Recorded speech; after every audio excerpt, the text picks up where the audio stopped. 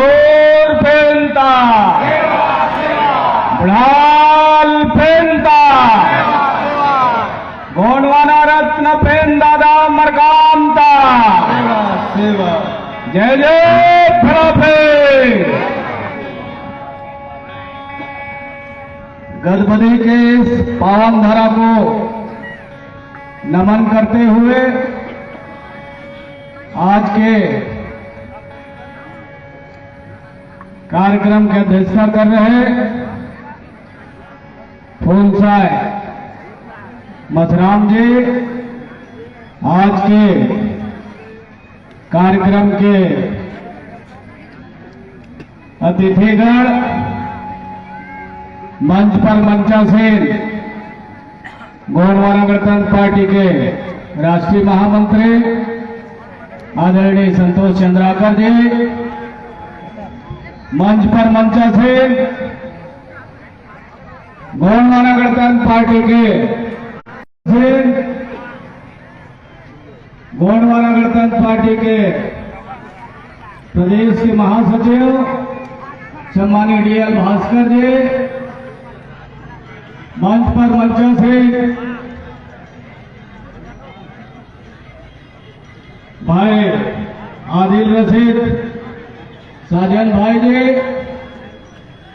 मंच पर मंचासीन किशोर टप्पू जी, सुखनंदन मीन जी, फिरोज खान जी, इस जिला के अध्यक्ष राजाराम जाटा जी, मंच पर मंचासीन हमारे एमसीबी जिला के अध्यक्ष केवल मरकाम जी और किसान मोर्चा के अध्यक्ष गोपाल कमरोजी, जीएसओ के समस्त साथीगण और यहाँ के सरपंच सुशीला श्याम जी और समस्त मातृशक्ति पितृशक्ति हमारे धर्माचार डोरगी से चल करके आए अमर सिंह परस्ते जी और सभी यहाँ आज के कलाकार भाई संजीवन कांडिया में इनके समस्त साथियों को और सभी को मेरा सादर सादर सेवा जोहार। मुझे सुबह रायपुर जाना है, इसलिए मैं सबसे पहले अपना बारी ले लिया। साथियों, ये गोंडवाना आंदोलन जल जंगल जमीन और खनिज संपदा, इन तमाम आंदोलन को लेकर के दादा मरकाम के माध्यम से शुरुआत हुआ और ये आंदोलन आज देश के अलग अलग राज्यों में, बिहार से भी हमारे साजन भाई के साधु भाई यहाँ उपस्थित हैं, वो बिहार में भी हम लोगों का आंदोलन चलता है, वहां भी मैं दौरा किया हूं, पटना में भी आंदोलन किया हूं, गांधी मैदान में भी हम लोगों ने सभा किया था। साथियों, निश्चित तौर पर यह आंदोलन इस देश के मूल निवासियों की लड़ाई को लेकर के हम लोगों ने आंदोलन छेड़ा है। बहुत सारे साथी मुझे भाषण सुनने के लिए बुलवाए थे, क्योंकि कार्यक्रम में मैं अगर आप लोगों को राजपाट कैसे गया उसकी बात बताऊंगा तो 2 घंटा लगेगा, और कलाकार साथी हैं, है कि नहीं है। इसलिए मैं आप लोगों से निवेदन करूंगा कि वो भाषण को आप लोग अपने अपने मोबाइल के YouTube में सर्च करके सुन लीजिएगा, ठीक है ना भाई। मैं आज आप लोगों के बात मेरे को, क्योंकि गर्मी का समय था, मैं अपने क्षेत्र में ही रहा हूं, 1 सप्ताह से ही पूरा क्षेत्र में ही हूं मैं, इसलिए मैं चाहता हूं कि आज मैं आप लोगों के जो हक अधिकार है भारतीय संविधान में, वकील साहब यहां बैठे हैं, हमारे कानूनी सलाहकार भी हैं वो। तो मैं मोटा मोटा वही बात बताऊंगा जो भारतीय संविधान में आप लोगों के लिए हक और अधिकार सुनिश्चित की गई है। ये क्षेत्र जब संविधान बाबा साहब अम्बेडकर जी और उनके साथियों ने संविधान का निर्माण किया और 26 जनवरी 1950 को जब ये संविधान लागू हुआ तब उसी समय इस क्षेत्र को 5वीं अनुसूची क्षेत्र घोषित किया गया। उसी संविधान में है जिसे अनुच्छेद 244 कहा जाता है। और दादा मरकाम जी जब मध्य प्रदेश के विधानसभा में गए तो 244 पर बहस हुई सदन में, तब जाकर के 24 दिसंबर 1996 को पेशा कानून बना। लेकिन दुर्भाग्य से आप जिसको आज तक चुनाव जिताते आ रहे हो, जिनके पिछले को आप चलते हो, उन लोगों ने उसको नियम बनाने में 27 साल गुजार दिए साथी।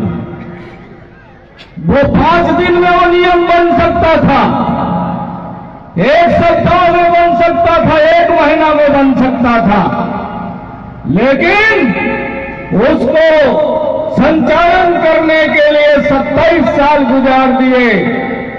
लेकिन अभी पिछले अगस्त में वो नियम बना और 9 अगस्त 2022 को वो लागू हुआ। कब लागू हुआ? 9 अगस्त 2022 को लागू हुआ। अब हमारे साथियों को यही पता नहीं है कि हमारे गांव के अध्यक्ष कौन है। मैं अभी घूम रहा था, चाहे कोरिया जिला हो, चाहे एमसीबी जिला हो, चाहे मध्य प्रदेश हो, इन दोनों राज्य में वहां 15 नवंबर को लागू हुआ, यहां 9 अगस्त को लागू हुआ 2022 में। लेकिन ग्राम सभा का अध्यक्ष भी तमाम सभी ग्राम सभा में बना दी गई है। 1 साल के लिए लोग ग्राम सभा का अध्यक्ष बने हैं। अरे इस गांव में कोई ग्राम सभा का अध्यक्ष कोई बना है क्या? गदबदी में गदबदी वालों को पता है क्या भाई इधर कोई है? कौन है यहाँ ग्राम सभा का अध्यक्ष? प्रेम सिंह है, यहाँ के लोगों को पता है। कल मैं कटगोड़ी में बैठा था, बड़ा बस्ती है कि नहीं है? लोगों को पता ही नहीं था, बहुत सारे लोग बैठे थे। पूछा मैं ग्राम सभा का अध्यक्ष कौन है? पता नहीं है। अपनी समस्या का समाधान आप खुद कर सकते हो, कलेक्टर के पास जाने की आवश्यकता नहीं है। ये आपको अधिकार मैं बता रहा हूं। गांव का प्रशासन और गांव में नियंत्रण का पूरा पावर उस ग्राम सभा के पास है। और जो गांव के मतदाता हैं, जो गांव में जिसको 18 साल हो गया, जो मतदाता सूची में जिनका नाम दर्ज हो गया, वो उसके सदस्य हैं। अब हमारे गांव में हमारा राज, ये कल्पना उस समय दादा मरकाम जी लोग और उनके चंद साथियों लोग इसकी कल्पना किए थे। और विधानसभा में और 1996 में बड़ी बहस हुआ था और दादाजी अड़ गए थे मध्य प्रदेश में, तब जाकर के कानून पास हुआ था साथियों। लेकिन दुर्भाग्य है कि यहाँ की सरकार कानून तो बना दिया और यहाँ का प्रशासन कानून तो बना दिया, लेकिन उसका परिपालन नहीं कर रहा है। उस कानून की धज्जियां उड़ाई जा रही है। मैं अभी क्षेत्र में मान लो अभी मुरमा में एमसीएल के द्वारा बोर किया जा रहा है। यहाँ पर कहां पर सोना है, कहां पर हीरा है, कहां पर कोयला है, कहां पर गैस है, इसका खोज कर रहे हैं, लेकिन गांव वालों को पता नहीं है कि वो बगैर हमारी अनुमति से कहीं पर बोर नहीं कर सकता, कहीं पर खुदाई नहीं कर सकता बगैर ग्राम सभा की अनुमति से। लेकिन ये बात जानना चाहिए कि नहीं जानना चाहिए आप लोगों को? सरकार और प्रशासन भी इसको बताने में नाकामयाब है। वो प्रचार प्रसार नहीं करना चाहता। मैं अपने क्षेत्र में उधर एमसीबी जिला में इसी मामले में उधर गुरु घासीदास पार्क है, हमारे साथी लोग कहे भैया कि जंगल वाले नाका बनाना चाहते हैं। तो मैंने पूछा कि आपसे अनुमति लिए हैं क्या? तो बोले हमसे तो अनुमति नहीं लिए हैं। तो मैं कहा उसको रोक दो, उनसे पूछो, अनुमति दिखाओ। वहां हमारे लोग ज्यादा पढ़े लिखे नहीं हैं, जंगलों में पहाड़ों में रहते हैं। लेकिन जब हमने फोन से कहा तो वहां के डीओ यहीं से डीएफओ साहब गए थे, बैकुंठपुर से। पार्क का डीएफओ यहीं बैठता है ना,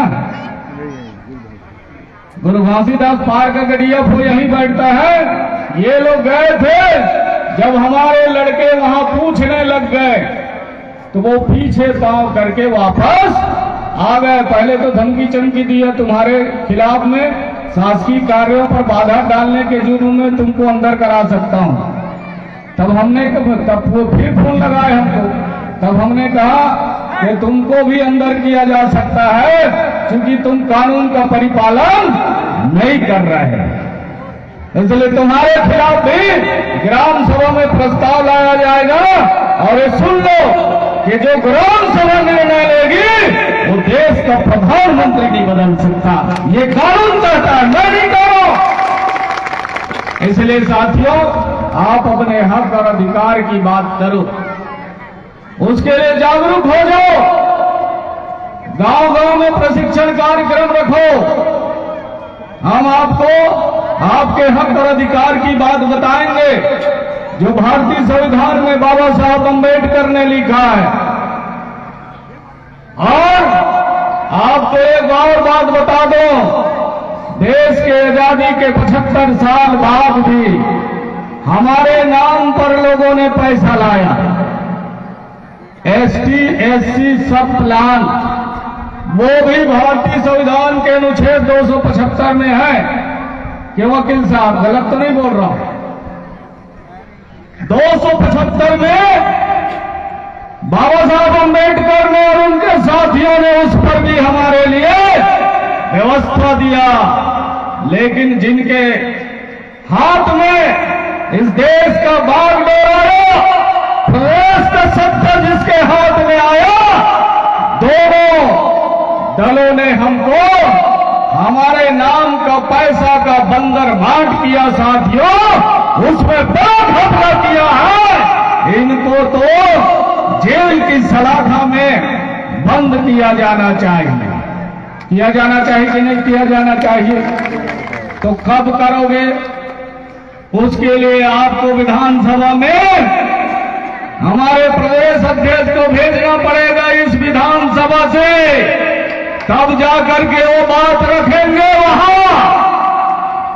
गोंडवाना के जवाब सिपाहियों को जब आप भेजोगे चुनाव जिता करके, आपके जो विधायक हैं वो तो बोलने से गए।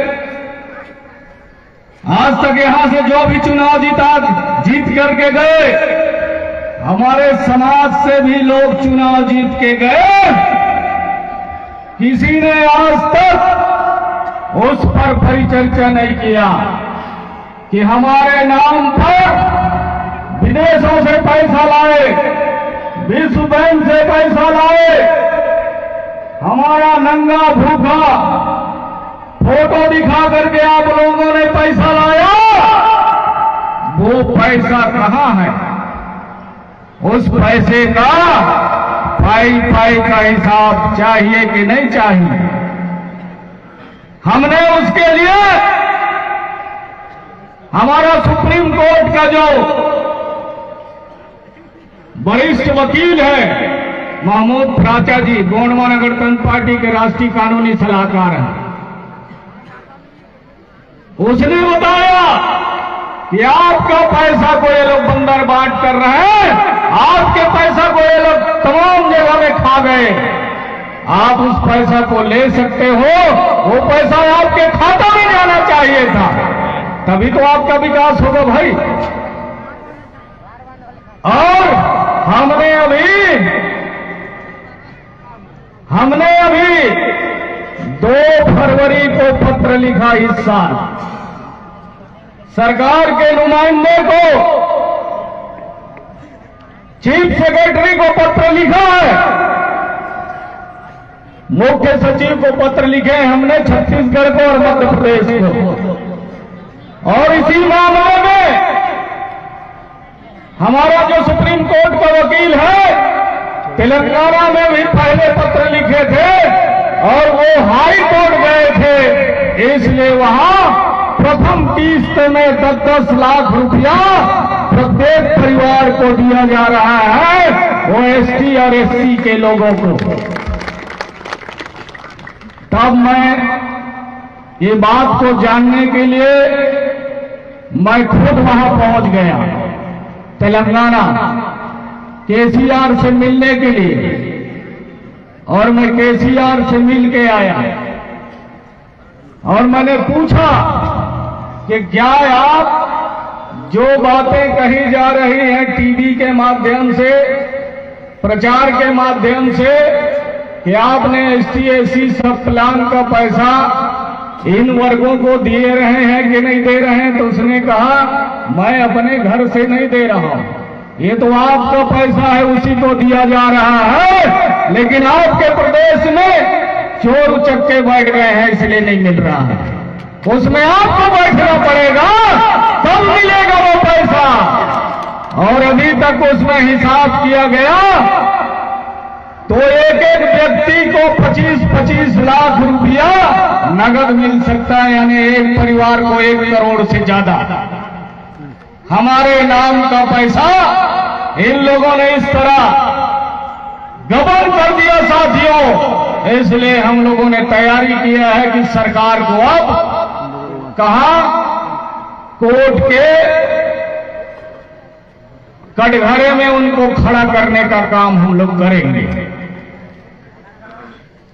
तो आप लोग अपना पैसा लेना चाहते हैं कि नहीं लेना चाहते हैं? जरा हाथ तो उठा।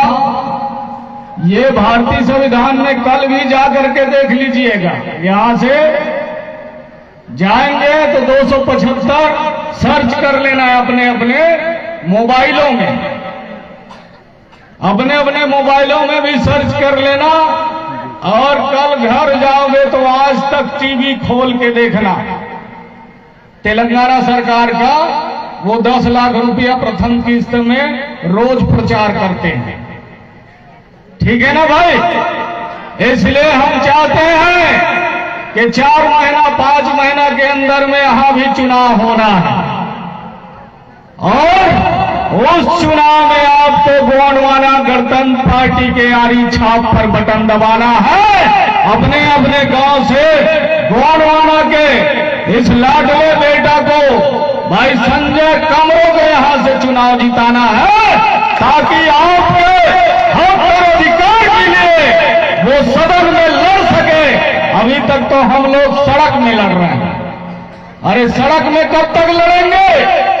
आपकी बात जो सड़क में हम लोग लड़े हैं, सड़क में लड़के आपका वनाधिकार कानून पास करवाए, सड़क में लड़के आपको आरक्षण दिलाने का काम किए, सड़क में और सदन में जा करके ये पेशा कानून बना उसको दिलाने का काम किए। लेकिन अभी बीच में हमारा आरक्षण खत्म हो गया था, तो किसी कांग्रेसी विधायक ने हमारे उस आरक्षण को बहाल करने के लिए अभी तक के कहीं पर लड़ाई नहीं लड़े। अगर लड़े तो कोई बता दे तो मैं राजनीति छोड़ दूंगा, लेकिन हमने आपके लिए लड़ाई लड़ा। हमारे जवान बैठे हैं, चाहे युवा मोर्चा के हो, चाहे जीएसयू के हो, गोंडवाना गणतंत्र पार्टी के नेतृत्व में रायपुर में 16 नवंबर को बड़ी आंदोलन किए। हम तो जो भी आंदोलन करे हैं उसमें सक्सेस हुए हैं, पास हुए हैं, उसको हम लोग ले करके आए हैं और आपको उसका इस समाज को लाभ मिला है। इसलिए साथियों, आप सब लोग गोंडवाना आंदोलन के साथ जुड़िए।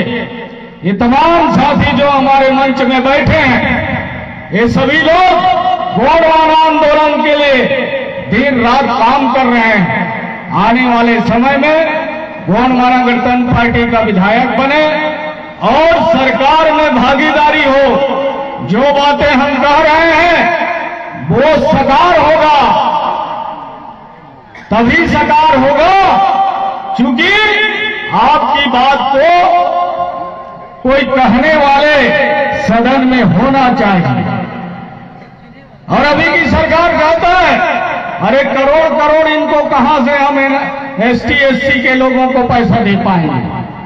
अभी हमारे पास तो पैसा ही नहीं है, पैसा का रोना रो रहा है। जल जंगल जमीन है, खनिज संपदा है। अब जो कोयला खदान पर हिस्सेदारी है, हम तो चाहते हैं कि इसकी लड़ाई अब हम लोग शुरुआत करें, क्योंकि पेशा कानून लागू हो गया है और 425 खान खनिज अधिनियम में और सुप्रीम कोर्ट ने आपके पक्ष में भी फैसला दिया था।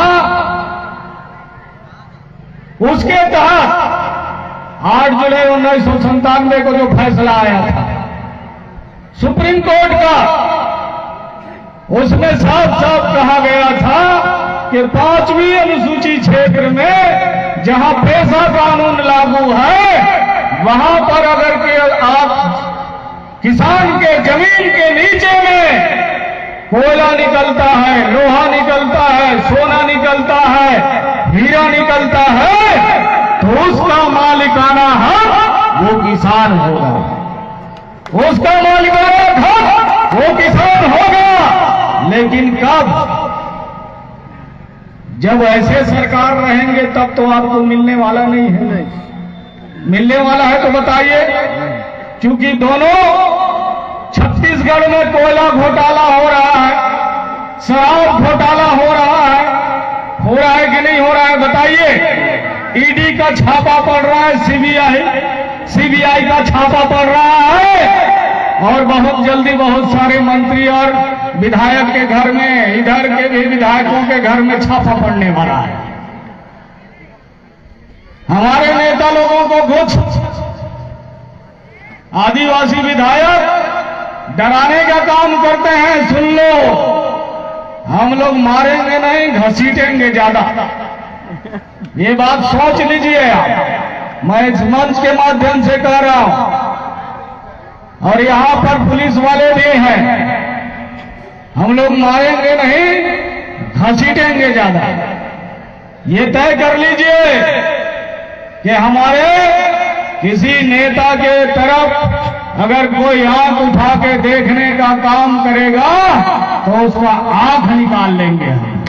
गोंडवाना वाले हैं भाई, और नहीं तो पता कर लीजिए छत्तीसगढ़ में किनको किनको लाठी पड़ा और किसका किसका हाथ टूटा और किसका किसका पखौड़ा टूटा, ये आप खुद तय कर लो।